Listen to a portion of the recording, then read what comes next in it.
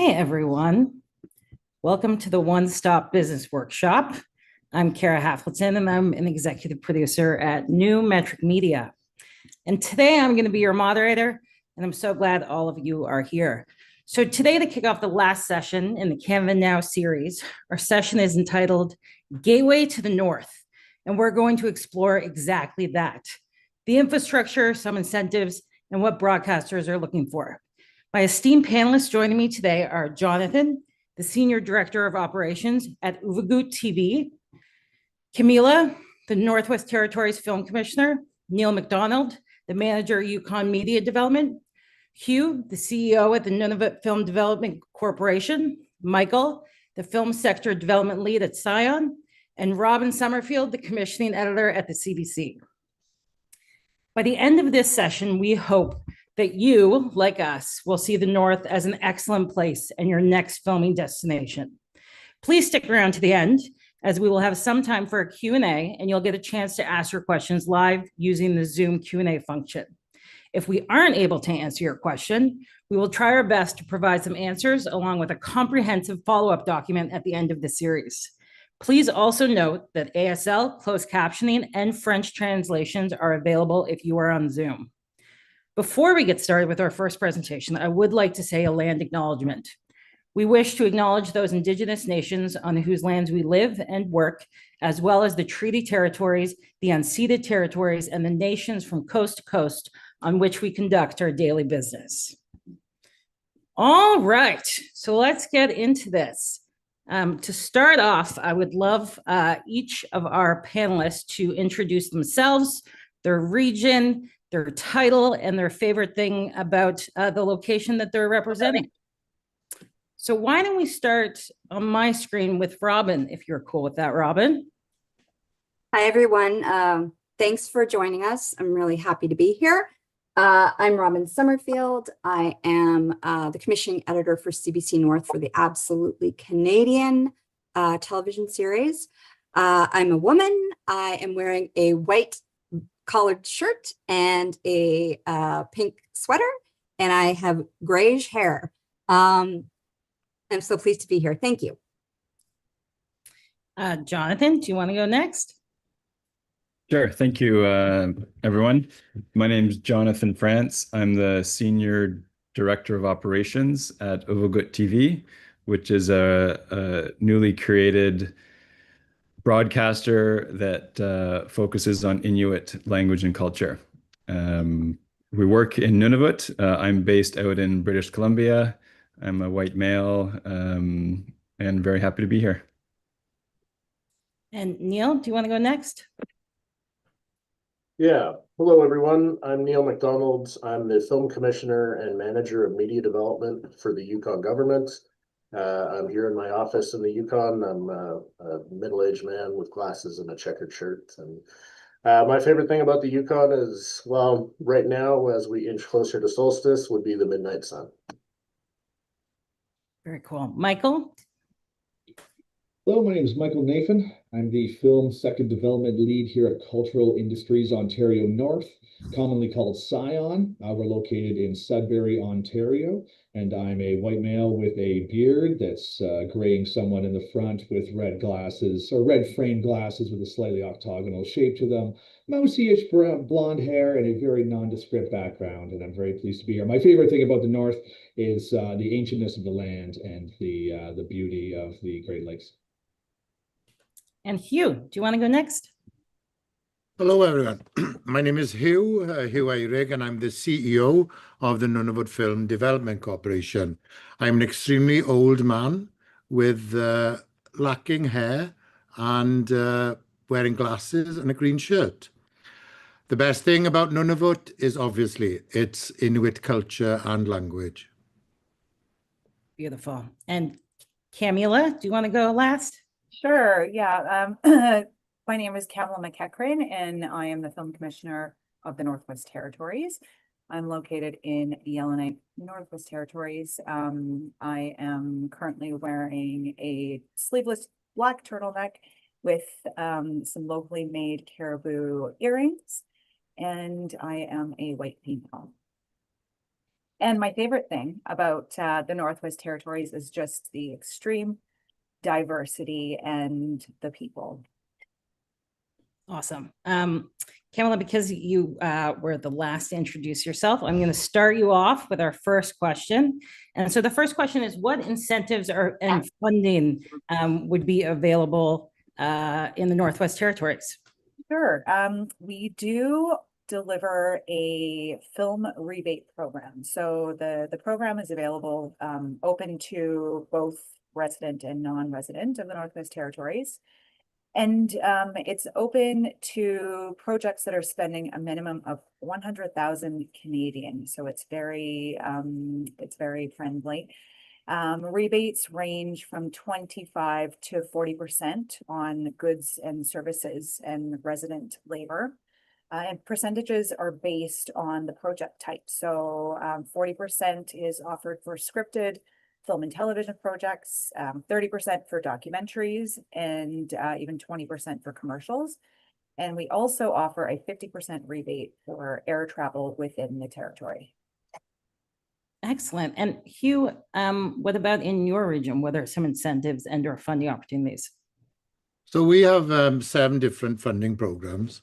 What's important to recognize is that our programs eligibility are for Nunavut residents.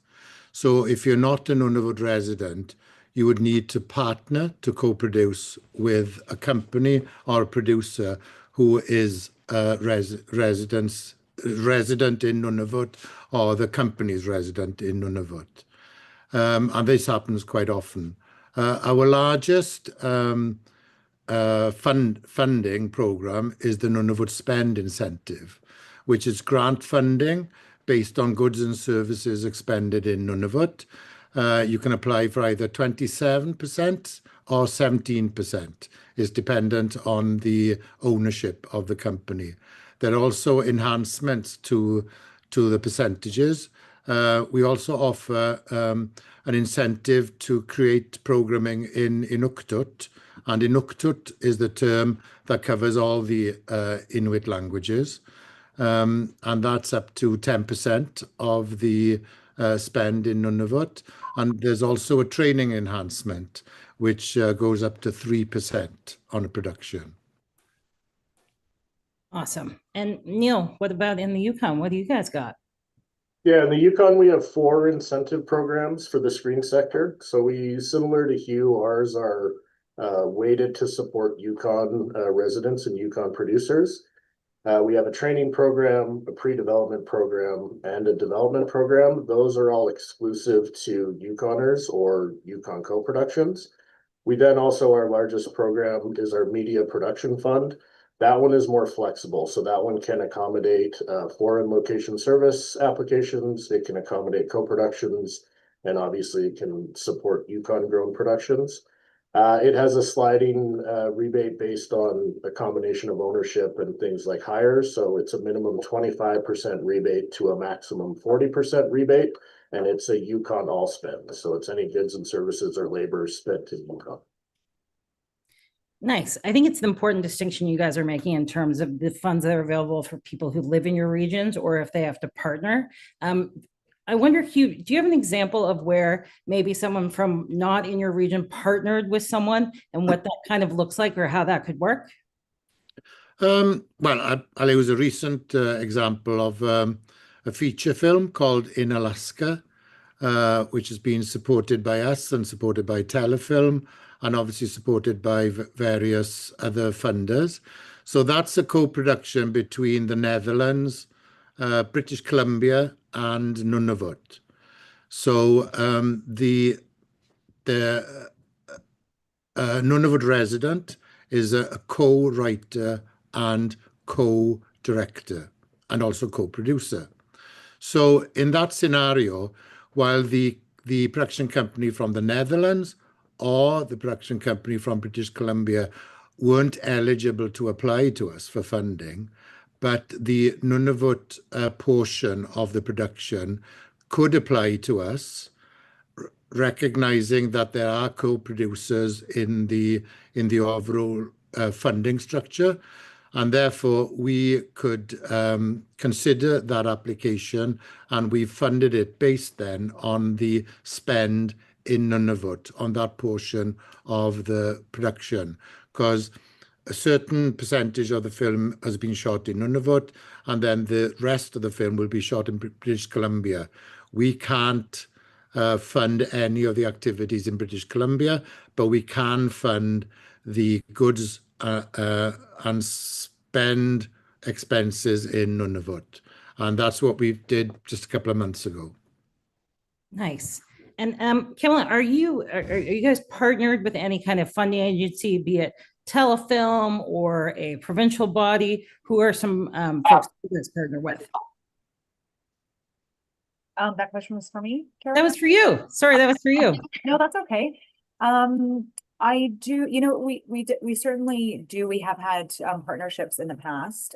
We actually currently have a pan-territorial partnership with the Independent Producers Fund. But I think that these partnerships are just so key. We've got amazing stakeholders, organizations, funders across the country who are very willing to partner. And so, I mean, there's certainly conversations that are happening. I don't want to go off that, but I did fail to mention when we were talking incentives, financial incentives, we do have another suite of programming for residents, but like Hugh was saying, it's similar, it's resident only, but we are open to co-productions. So there is support for, everywhere from development to post-production to promotion. And again, with organizations like the Canada Media Fund, there have been partnerships in the past, and we hope to see more of them. Nice. And Neil, in terms of funding, what would be some suggestions or some advice you would give people that are applying, or what would be some things you've seen that people do well or don't do well? Yeah, I mean, our biggest advice is, small region, small budget. So currently we're having a lot of competition for our funds. And so I would say, yeah, dot your I's, cross your T's, make sure you're reading that policy and you're addressing all of that in your application. Yeah, I mean, we're just looking for quality, right? So similar to how a broadcaster or how any other decision maker would be looking at it, we're looking to support projects that meet our mandates. And so certainly, yeah, being aware of the policy and the goals and objectives of the program certainly helps with application success rates. So definitely doing that homework and making sure that they know what they're getting into. Nice. And I imagine for all of you, those policies and the funding and the conditions are available on your website for people to find and see. So as Neil said, make sure you do your background. Moving over to broadcasters, which I think was a really good segue. Robin, I want to start with you. What kind of projects are you guys looking for, and what is getting you excited in pitches?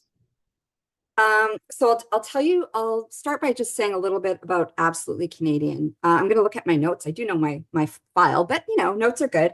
It's a national documentary series. It broadcasts in the summer, and there's regions across Canada. I happen to represent Manitoba, Saskatchewan, the Yukon, Northwest Territories, and Nunavut. Oh, Robin, I'm so sorry. I think you might have accidentally. Oh, there we go. Sorry. There you go. You're back. We commission or acquire 22 or 44-minute docs. So like a half hour or an hour. And they, as I said, they broadcast on TV, and they also stream free on GEM. So we work with independent filmmakers, and we offer generally a broadcast license for our work. So the question was, what are we looking for? Is that right? Do I have that right? Yes. Okay. I don't want to get off topic here. No, you're doing great. All great info. Okay, good. I think a lot of broadcasters and funders, we are looking for stories that reflect Canada's multiracial and multicultural reality. We look for contemporary Canadian stories. So for my portfolio, we don't do history stuff. There are other CBC streams that do that. We're very regionally focused, so local connections, local people, diverse voices and points of view, both in front and behind the camera. Narrative sovereignty, so told by the people who experience the stories, original ideas, and family friendly, because the broadcast, the TV broadcast, is in that family friendly window. Yeah, I mean that's really what we're looking for. I don't want to eat up all the time, but there we go. No, that was great. And Jonathan, how about you guys? What are you looking for out there? And maybe also if you can do a little context like Robin did in terms of a bit of an overview, I think that'd be really helpful too. Sure. Uvagut TV was given a license by the CRTC with the mandate to present Canadians with an authentic Inuit perspective on their world and their lives as they see it. So our focus really is on Inuit culture and language. We have several mandates with the CRTC, one of which is that 80% of the content is in Inuktitut.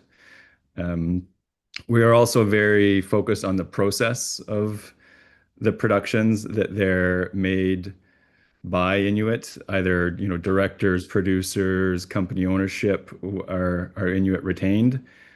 So we're in terms of the actual content, we're open. We're looking for documentaries, animations, children's shows, feature films, series, news, and current affairs shows. So we're currently looking for partners to work with. We're receiving pitches from appropriate producers and directors, and also looking to acquire existing content as well.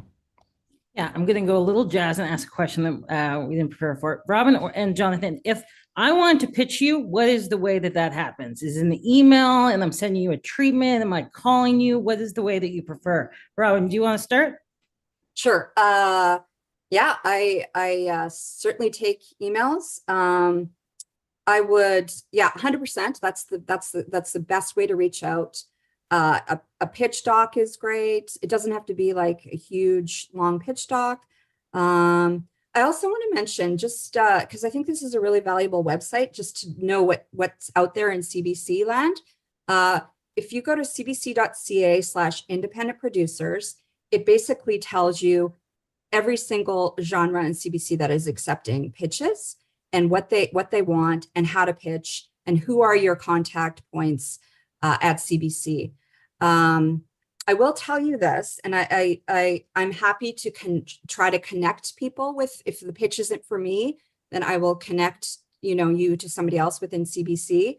I encourage people to do their homework about what CBC stream wants what. So I, for example, don't want like a 10-episode comedy series. Like I want an unscripted doc idea for either 30 minutes or an hour. So I'll take an email, can be super cash, and then we can casual, and then we can set up a phone call. That's what I like. Awesome. Jonathan? Yeah, we're quite open. Email is a great way for an initial contact with a short synopsis of your idea. And again, we're willing to work with producers, directors at any stage of their project. And also we can offer some supports and help with partnerships. Similar to what Hugh mentioned, we're also okay with different co-productions where there may be some non-Inuit partnerships as well. So we can support the development of ideas, come in with different types of funding depending on the project, and help make partnerships too if there's still some key creatives that need to be added to the project. Nice. Michael, I feel bad. We are from the same city and you have not spoken yet. So I feel like we should chat. So Michael, what do you think for someone going to Sudbury or to Northern Ontario, what do you think are the biggest challenges? What are things they should be thinking about when they're like, you know what, I'm going to change this? What do you think are the biggest benefits?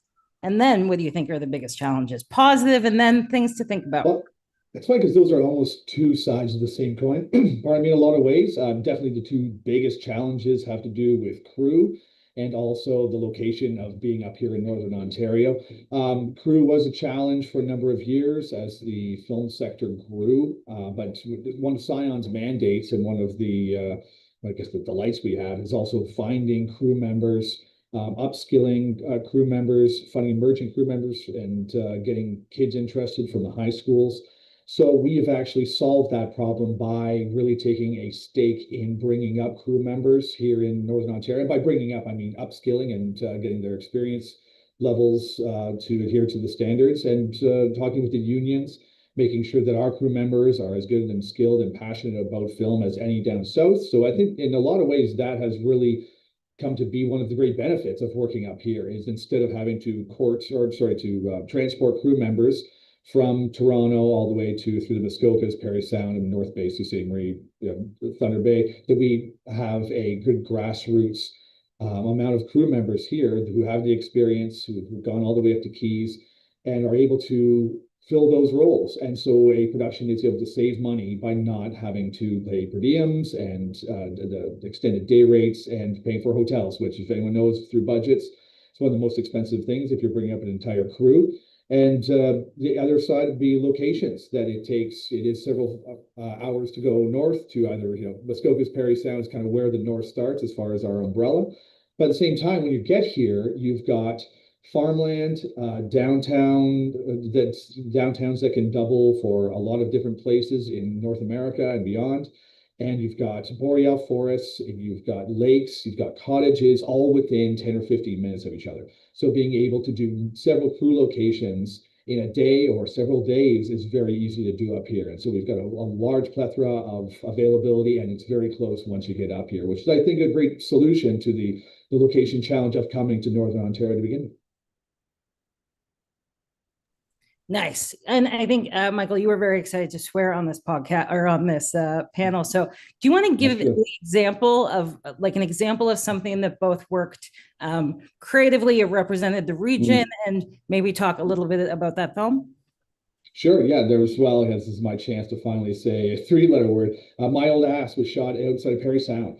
And there was a chance that, Aubrey Plaza did very well, great comedy. And it really wore the environment and location on its sleeve, and was very complimented in the press for having these gorgeous locations. I would append to that as well In a Violent Nature, which did very well. It's filmed outside of Sault Ste. Marie, and very much, considering nature is in the title, was able to use the nature as a character. And it's something that, especially being a nerd who's obsessed with the geology and the flora and fauna of Northern Ontario, was very happy to see a film that got to really showcase that and live with the spirit of Northern Ontario. And Jonathan, do you want to speak a little too, just in terms of benefits and challenges? And also, if you have an example, if it doesn't have a swear in the title, we're really okay with it, but maybe speak a little to what Michael was talking about for your region. Yeah, I mean, we've, it's a unique location, both, in the landscape, very vast, not a lot of infrastructure. So teams who do shoot in the north, are best to work with local, hunters, elders, people who know the land, know the areas. Navigation can be difficult, expensive as well. So just to make proper accommodations, work with local knowledge, and have appropriate budgets and safety measures in place. But similarly, to a lot of places in the north, the landscapes are stunning, very unique. And often that's, a big part of what makes films in the north successful.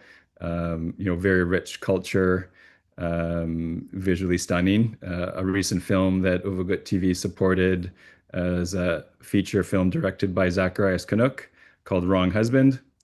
So in his style of work, set pre-contact, all authentic, costumes, tents, clothing, set 2,000 years ago, love story with some shamanism, spirituality, amazing throat singing from some modern Inuit artists.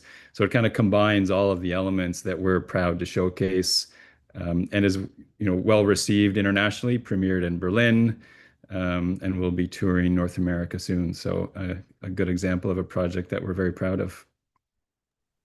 Terrific. And Camilla, in the Northwest Territories, in terms of things people should be thinking about if they're thinking about filming there, as well as your example of something that maybe really worked. Do you want to speak to that as well? Yeah, sure. I think can absolutely relate to everything that is Michael is saying.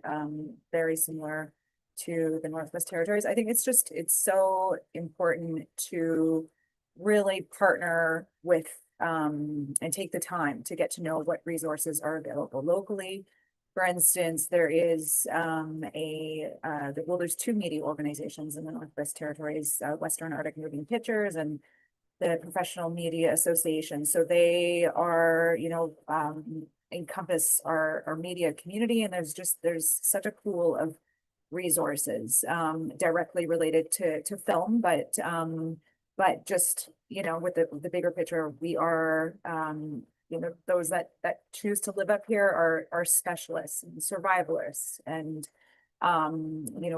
living in remote places and places that you might not have those really quick amenities. We've got solutions. So I think that there is just really taking the time to kind of see beyond those like traditional products and services that you're typically looking to be available, because you would be surprised what you can find.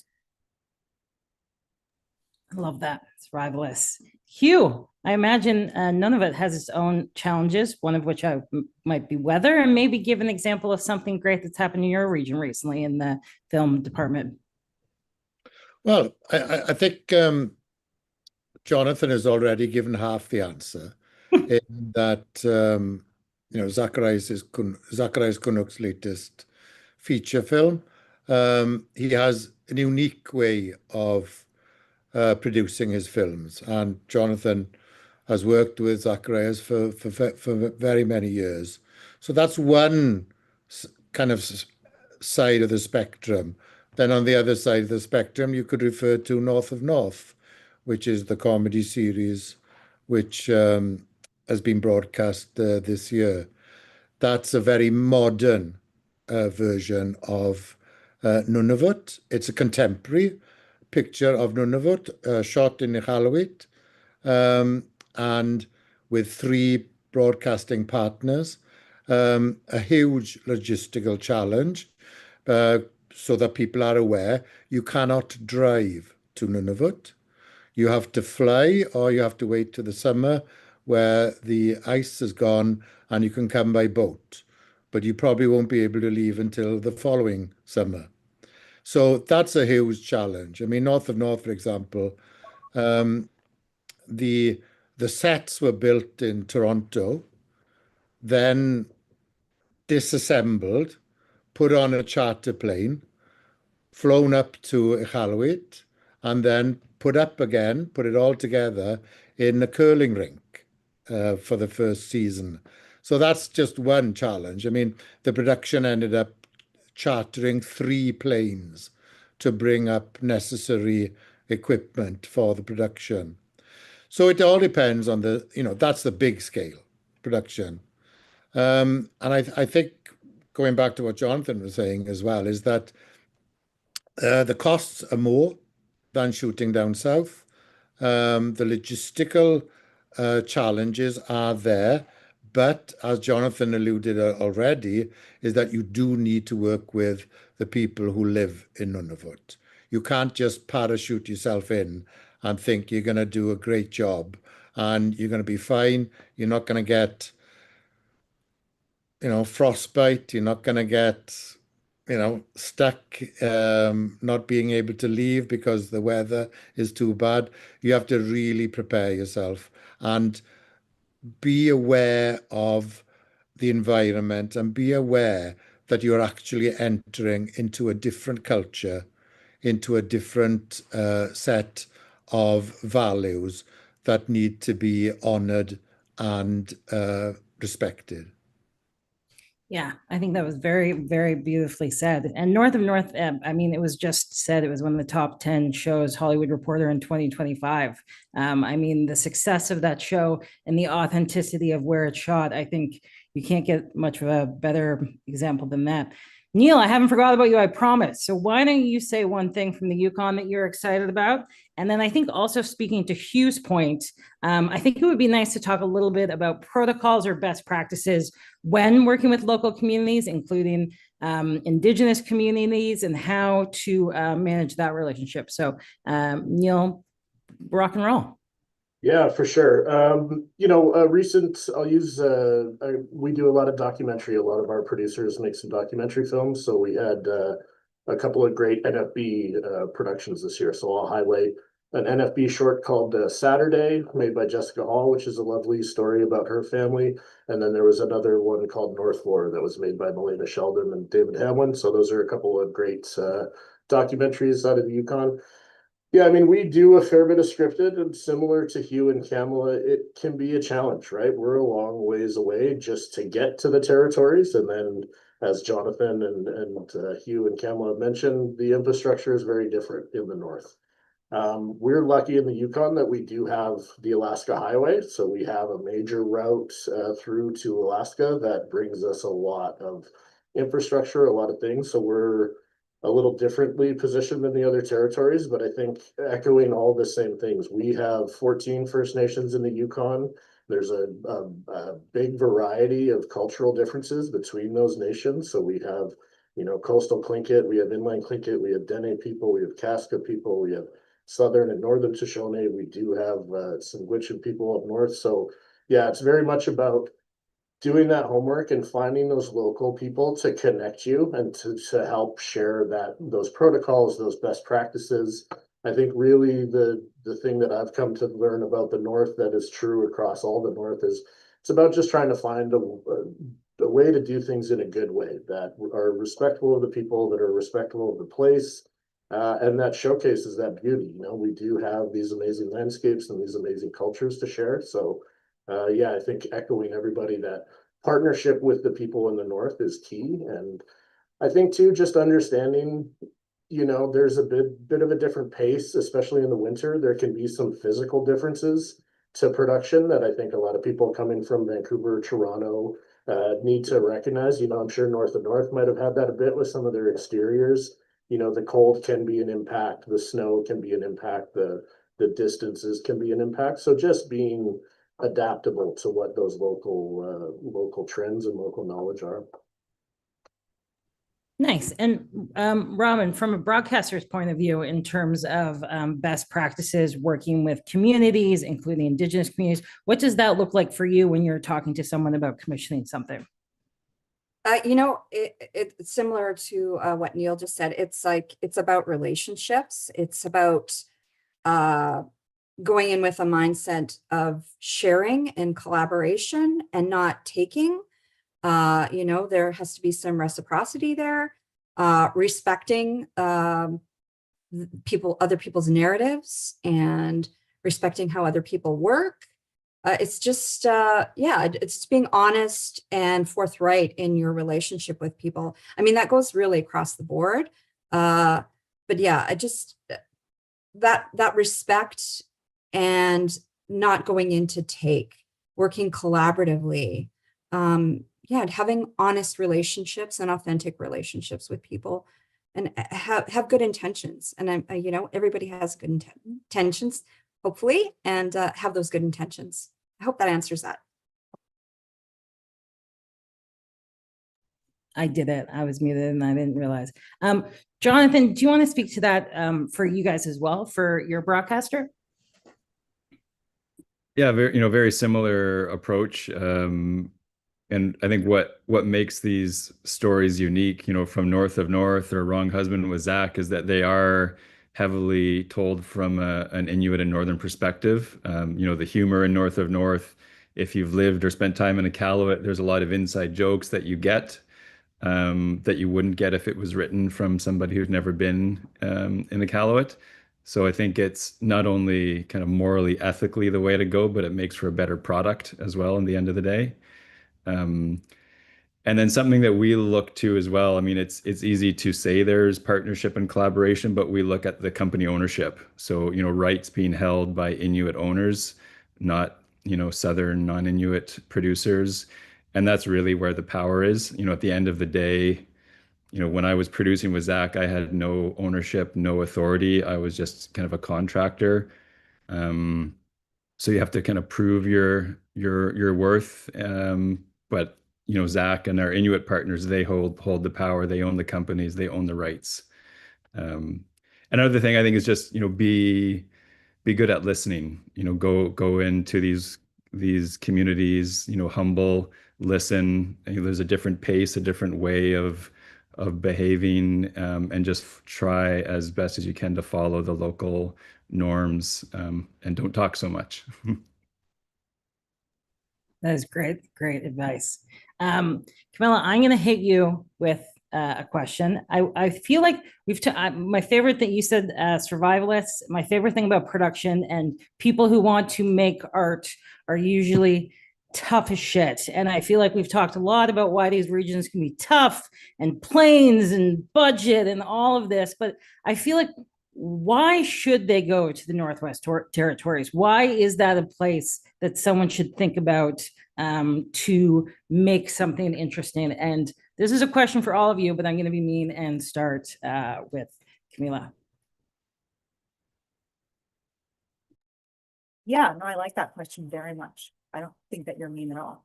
I don't know. It's really, it's just such a authentic part of Canada. Like there's just stories have been already written, maybe not literally, but it's such an interesting place. The people, the culture, the stories, endless. The Indigenous perspectives, the landscape diversity. We have everything from Arctic Ocean, Delta, enormous mountains. It's just, it's such a massive landscape, but there's just, there's within the territory, there is, again, I keep saying diversity.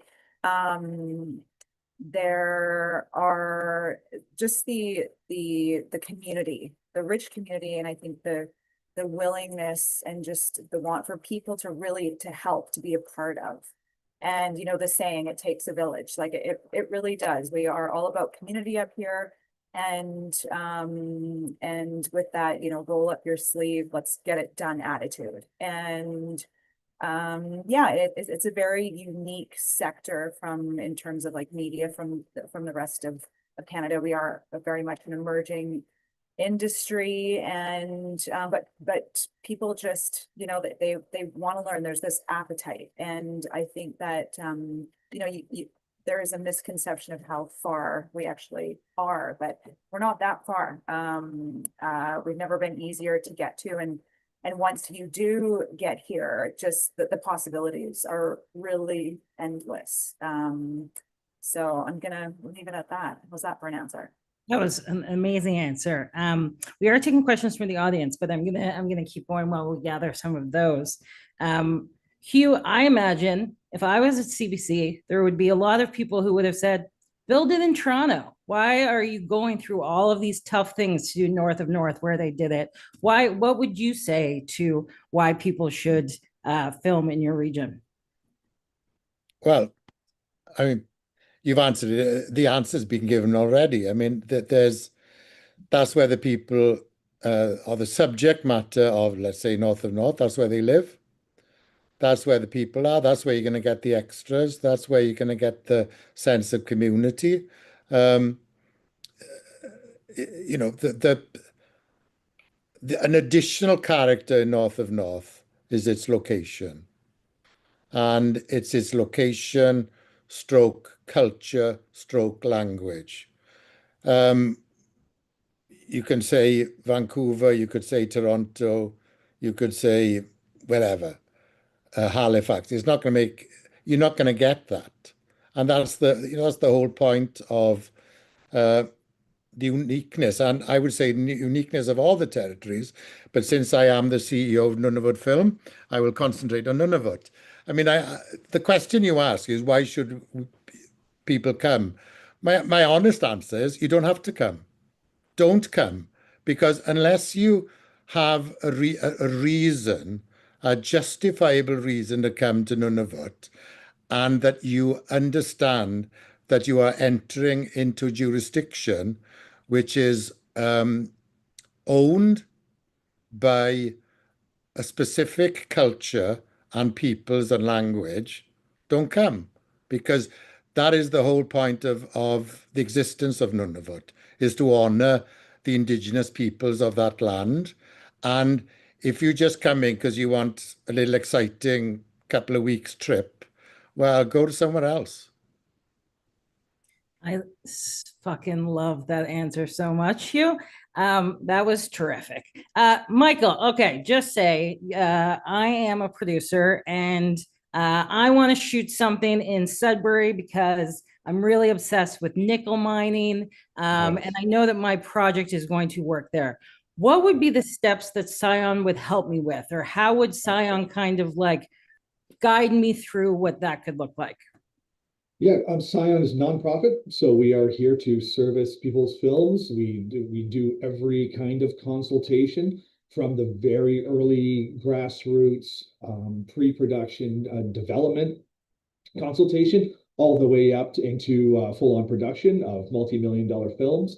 So if you are, as you say in this example, a producer and a creative team looking to come up here, we developed a project called the Project Pitch Exchange, wherein you submit basically to us a package with, say, a producer's write-up, a budget breakdown, so we can see that you've got a proper knowledge of how budgets work and that you understand the budget's constraints and necessities of Northern Ontario, but also know about the incentives as well, the NOHST, which I'll get into a little later. And we take those projects in with, say, a pitch deck or lookbook or a list of key locations and a script, and we disseminate those to the municipalities which fall under our purview, which is everywhere from Thunder Bay to Timmins, North Bay down to Muskokas. And basically, the municipalities that fit the looks and ambitions of your project pitch to you their municipalities and their resources and their locations, and start working with you for any sort of permitting necessary, including if it's an airport or anything like that. And you get to kind of choose which ones you want to take a closer look at. And we also work with Ontario Creates to subsidize tours of those municipalities that you'd like to take a look at. So perhaps a producer, DOP director can go with a scout. So we subsidize the travel and hotel and food and per diem for a scout and a couple above the line key creatives to come and check out the municipalities and see if they can find the perfect locales for their project. And it's been a great success. It's been going on now for a little over 2 years.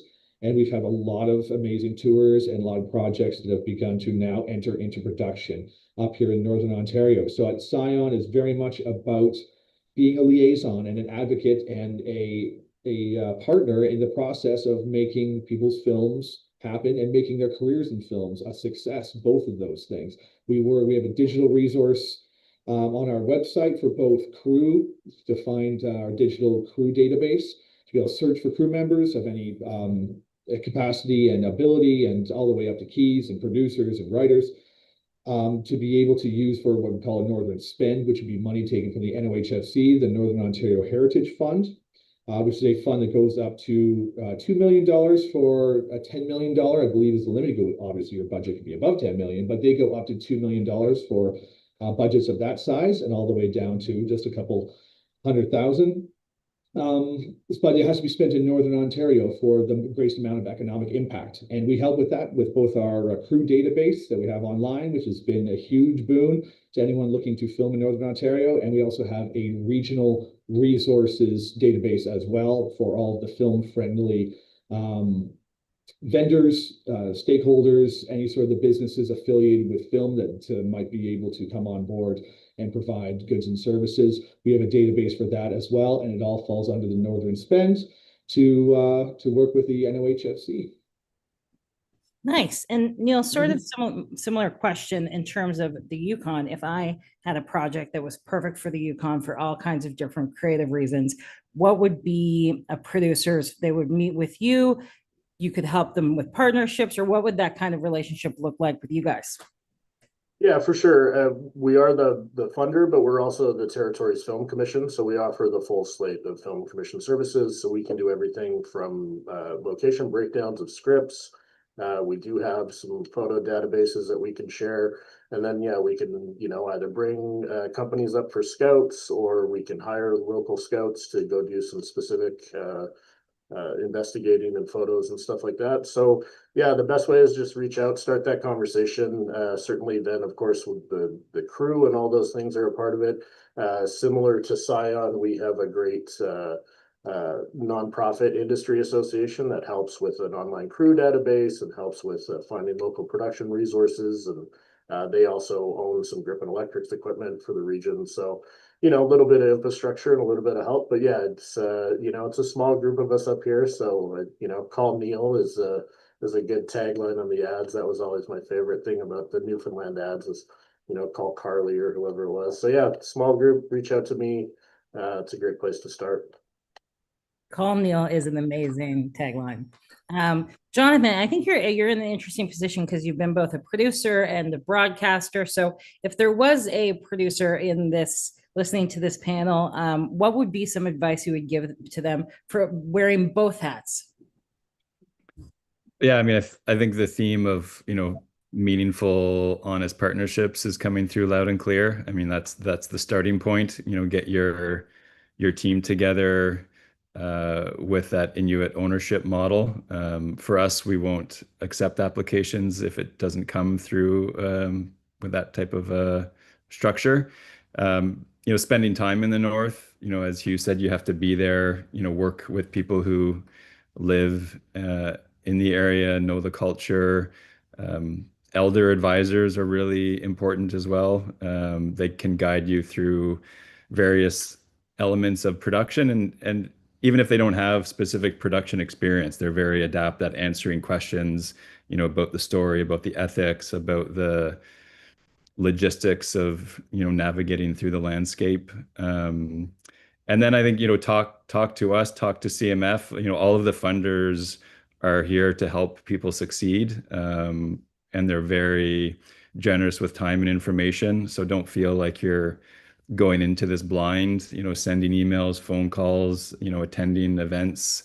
There's lots of different festivals with pitch events, and you can kind of slowly and softly roll out your idea and get feedback from people in the industry, networking, just start sharing and being proud of the idea and your vision.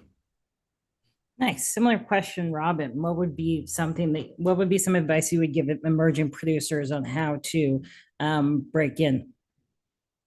Yeah, I mean, just as Jonathan said, it's really honestly about those relationships, and it seems like a bit of common sense, but networking, joining those those local like Facebook groups, going to the festivals, just sucking up every bit of opportunity in terms of being part of that community, that film community. Yeah, really, it's very common sense. It's just get yourself in the community, start to know people, think about, hey, I've got this skill, they've got that skill. How can we work together? Like that makes a lot, like trading skills, like all the things, just sort of think outside the box if you're just starting.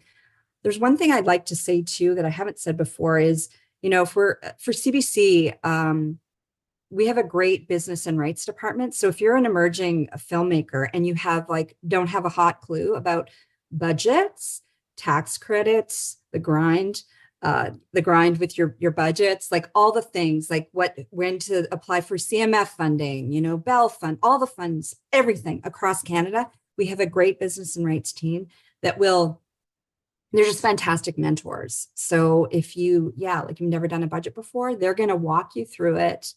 it's gonna be, they're just very smart at what they're doing. And that is part of the role of CBC for emerging filmmakers in Canada, is to provide this mentorship, like how to be a producer. It's really hard, right? Like all the paperwork, less fun, creative stuff, fun, paperwork, less fun. So I just wanted to say that as well. I think that is amazing. And is that something that they can reach out, or it's while they're in conversation with you about a project, or how does that kind of work? Yeah, it's, well, on that website that I told you about, cbc.ca/independent producers, there's also like a ton of these, like the one-stop workshops where they're basically like how-tos. And there's a broad variety of videos there that will like start you off.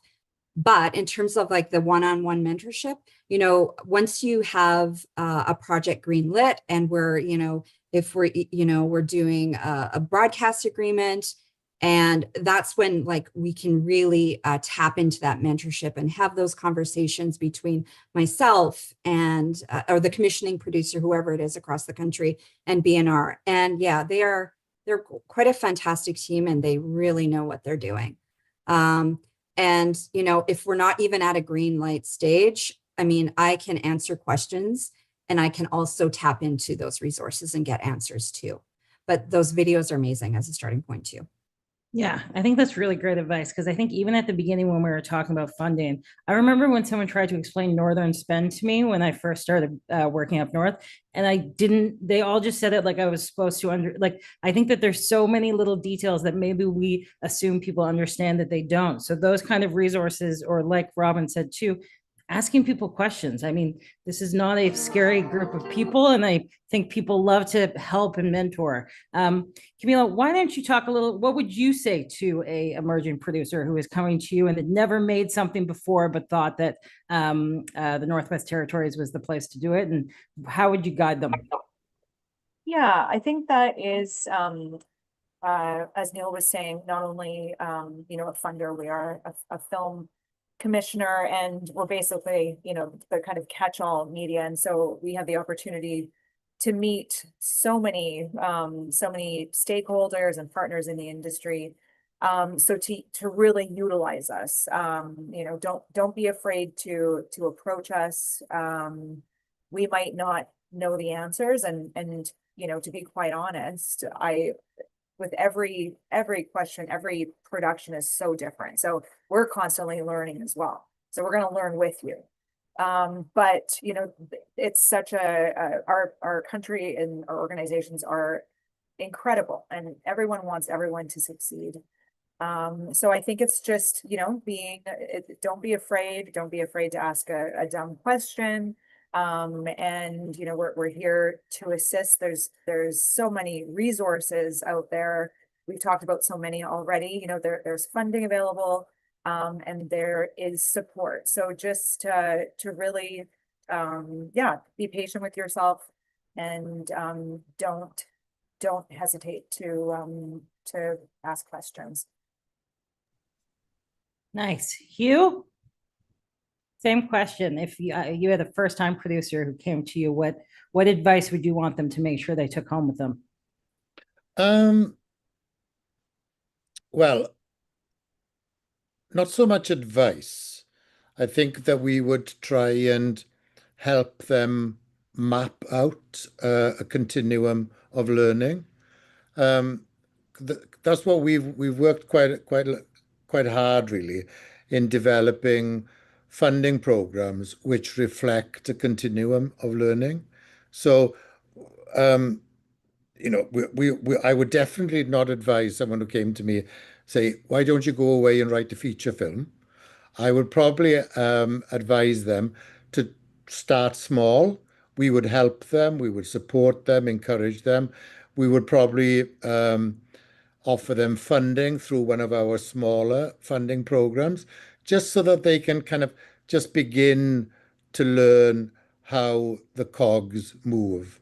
And I think that's what we tend to do. Obviously, I mean, as Camilla says, it's a case-by-case basis. Sometimes we suggest mentorship.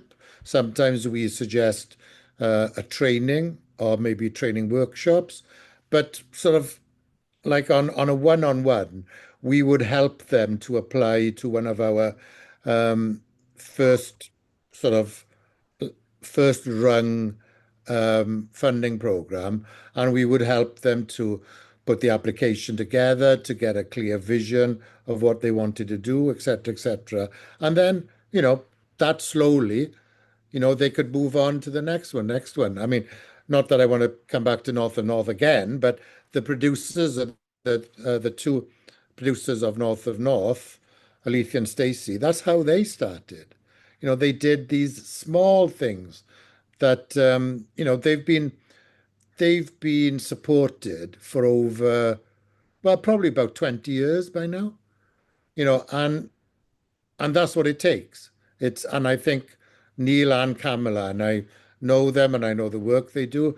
That's a very important role that the Film Commissions has. Is not just to give people money, but it's also to show them and to give them a slow path of how you can develop the skills. Sometimes it can be in-house, sometimes it's bringing in third-party mentors or trainers.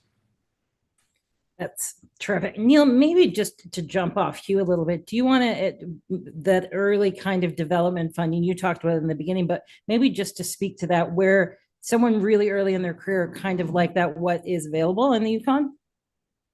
Yeah, I think, similar to Camilla and Hugh, I think the territories are all in a fairly similar place as far as the development of our sectors, our screen sectors. So for us, I think, yeah, a lot of it is helping with that pathfinding. And I think for us, sometimes we get a lot of people, first timers, that are excited about making the film. But then, of course, we all know there's so much more to it. There's the financing, there's the marketing, there's the release, there's all your sales, there's maybe union agreements, all that kind of stuff, the grind, like Prava was mentioning, Northern spend. So I think for us, like with Hugh, we often try to look at the individual, I think the main thing I try to encourage people is look at what your career goals are, right? Try to jump up to that higher level, because it is so hard, right? Pushing this boulder up the hill for making any movie is so difficult, but often that longer term view, that strategic view can be so helpful to, connecting with an audience or getting that sale at that certain film festival or market. So I think just, yeah, either if somebody's ready, putting them in touch with the resources to go ahead and dive into development and production, or if they're not, trying to help them find that pathway to learning, to mentorship, to professional development, so that then they are ready to go make that film. So I think, yeah, that's really the same as Camilla and Hugh, is really getting to know our community and our filmmakers and really trying to tailor our support to them on a kind of one-off basis. That is awesome. Michael, I know you loosely mentioned the NOHFC, but maybe if you can talk, I know that you guys have a new development kind of program that your program, if you want to speak to that quickly, and then to the NOHFC, which are two very different sides of a coin, but I think important for people to know about. Yeah, I'll pin to it as well. Ontario creates, because we do have tax credits that are unique to Northern Ontario. There are two separate ones. I believe it's 15% extra and 18% extra on top of what you can get already as a Ontario production. So it can push tax credits up past the 50% mark, which is very impressive and very competitive with other provinces, with other places in North America. So it's something that really has enticed productions to keep looking to Northern Ontario as a place for it. Same thing with the NOHFC, which is strictly for Northern Ontario, as I mentioned. We do recommend working with us and starting to get that conversation started between ourselves and the NOHFC and NOHFC and productions. Start the conversation early and really work with the NOHFC, whichever officer is assigned to your production, and really hew to their suggestions for how to make your project the most competitive as possible, because in a lot of ways we're victims of our own success up here, that we have a lot of applications now to the NOHFC, and it's become very competitive, which is wonderful for the level of quality that we're able to achieve. But we also want to make incoming producers and creatives understand that it has to really be a strong project, and hopefully one that also brings in some training, because we're very much about upskilling and bringing on crew members, inexperienced crew members, reskilling other people. We're actually very much looking into reskilling veterans people coming back from services into the film industry. It's kind of a natural fit for the rigor and the amount of discipline and the kind of conduct necessary for being a great film crew member. But we also have, as part of one of our projects and one of our partnerships is with the CMF, Canadian Media Fund, to develop a fund for mid-career Indigenous artists from all over Northern Ontario and beyond. This has been an interprovincial program that we have. It's 12 members, but we have 8 core members who were able to have funding to take to CNPA's prime time that we went to in February. And we're going to TIFF as well as a large kind of Northern Ontario cohort. And that has been a great success for us, both in being able to take the mentees that we have, expose them to Indigenous mentors that we've got, I think we've got 8 mentors as well that have been doing kind of large group sessions and really getting their mid-career skills up to the next level. Because we know you can kind of get to a mid-career part of your filmmaking, and then breaking into that next level of professionality takes a different set of skills and a different set of relationships.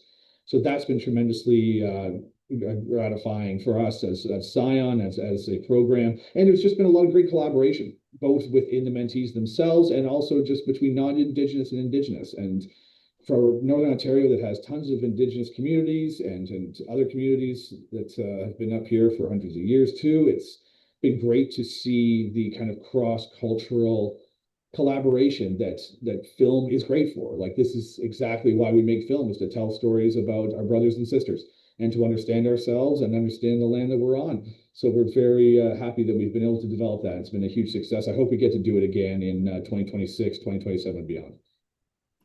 Nice. Well, thank you for that. I think that there's been so many great things in terms of relationships, working with partners, growing your career, working with all of the amazing people on this panel. Calling Neil, I feel like, is the mantra I'm going to take home with me.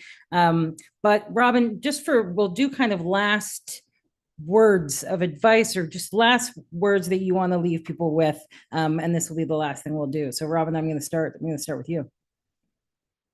I don't know if it's advice, but I love working with filmmakers. I personally, I used to be a freelancer as myself, and I love the hustle. I love the passion. I love, bringing unique stories told by amazing and interesting people to other Canadians. I know that's not advice, but it's just, I'm in awe of filmmakers and the hustle that you all have. I guess my one piece of maybe practical advice is, and I said this early on too, is, really know what your story is. I'll tell you this, and I will wrap this up, I promise. What is your story? Know what your story is. Who are your characters? This seems really basic. Who are your characters? For me, what is the tension in the story? What is the story arc and what is the action? Fundamental storytelling, 101. And then the other part of advice is, and this is what I said earlier, is who are you pitching to? Know who you're pitching to and what they want. You want to start off on a good foot if you're pitching. And so if you pitch, don't pitch the wrong genre to a person. So that's a solid piece of advice. Just know your story and know who you're pitching to and make it match. Love. What great advice. And also, it's magical for people to be pitching to someone who is so passionate about filmmakers. So thank you for that, Robin.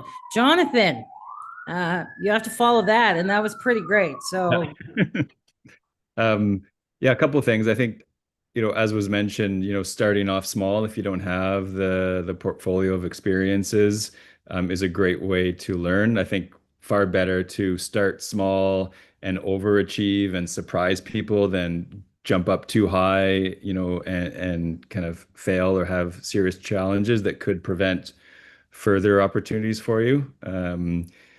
And if you're not ready to do an independent project, trying to find a job or a partnership with somebody, or, work on a team or volunteer, or there's a lot of training opportunities that we provide and a lot of these organizations do. And then if you are, up for an adventure, rather than just working in the north, move to the north for a little while. I mean, that's how I started with Asuma.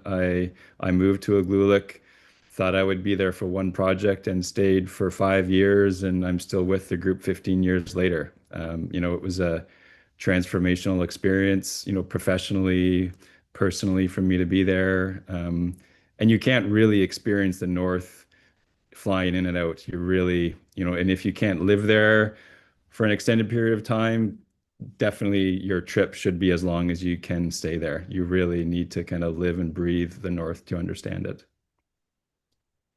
Beautifully said. Neil.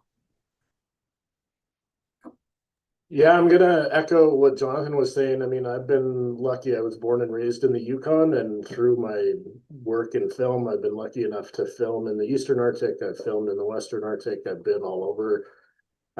Come to the north, come north of 60. It's not that far, Canadians. It's not that scary. It's not that cold. Come visit, come have a look. And to Jonathan's point, stay as long as you can.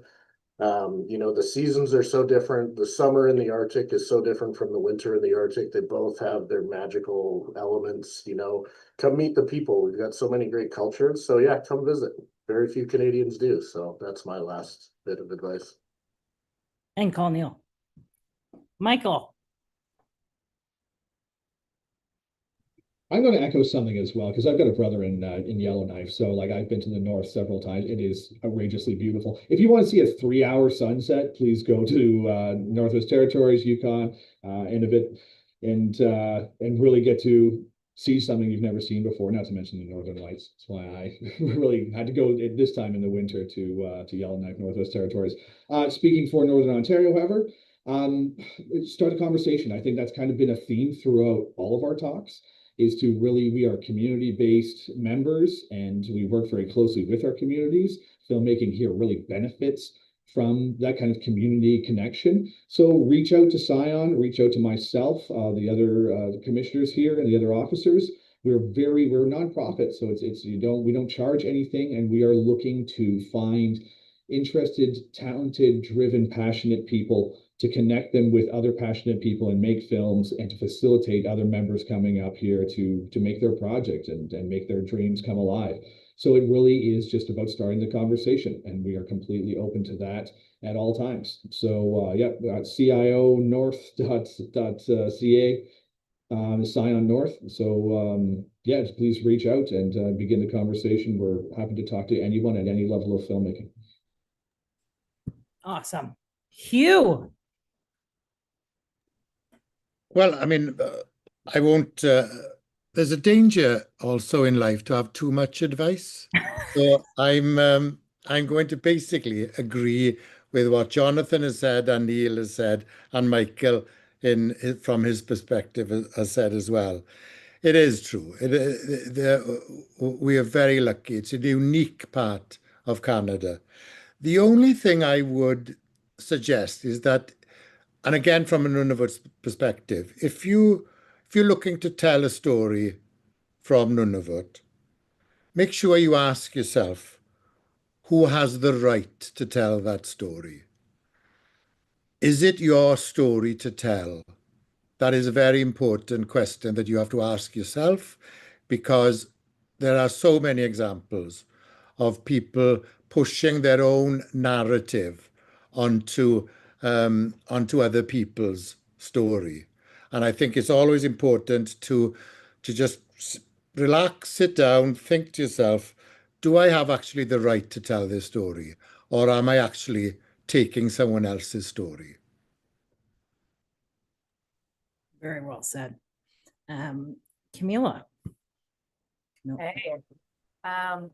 Holy moly, great advice. I will echo what all of my fellow panelists have said.